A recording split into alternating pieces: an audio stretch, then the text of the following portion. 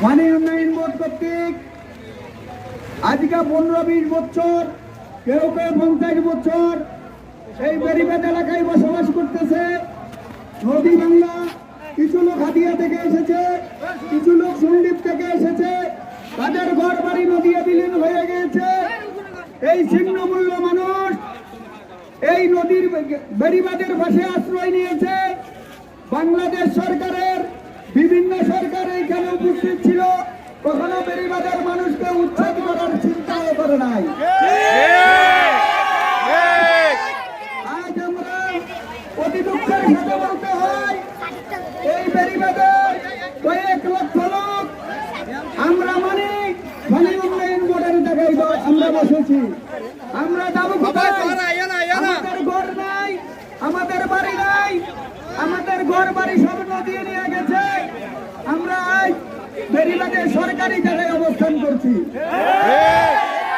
এই বাংলাদেশে বার্মা থেকে এসে রোহিঙ্গারা দাদা ভাই, আর আমরা বাংলাদেশে জন্মগ্রহণ করে, বাংলাদেশে আমাদের জন্ম, বাংলা ও দেশের জন্মগ্রহণ করে, কেন আমরা বাংলাদেশে জায়গা পাবো না?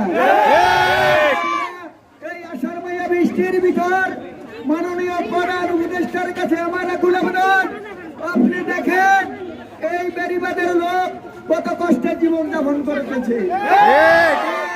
এই লোকগুলাকে যদি উঠে দেওয়া হয়, এই বর্ষার সিজন 22 তারিখ মাইকিং করেছে, 1 তারিখ বলতেছে ঘর বাড়ি ভেঙে দিবে। কোথায় যাবে, কোথায় থাকবে, কোনো ঠিকানা নাই। আপনার কাছে আমার দৃষ্টি আকর্ষণ, এই দৃষ্টি আকর্ষণ, আপনি মানবতার দৃষ্টিতে এই মানুষগুলোর জন্য স্থানান্তরের ব্যবস্থা করেন। পরিবারের টাকায় আমরা থাকতে ইচ্ছুক নয়, বাংলাদেশে খাস টাকার কোনো অভাব নাই। আপনি দয়া করে এই মানুষগুলোর সংস্কার করে বাইরে কোনো জায়গায় অবস্থান করে তারপরে আপনি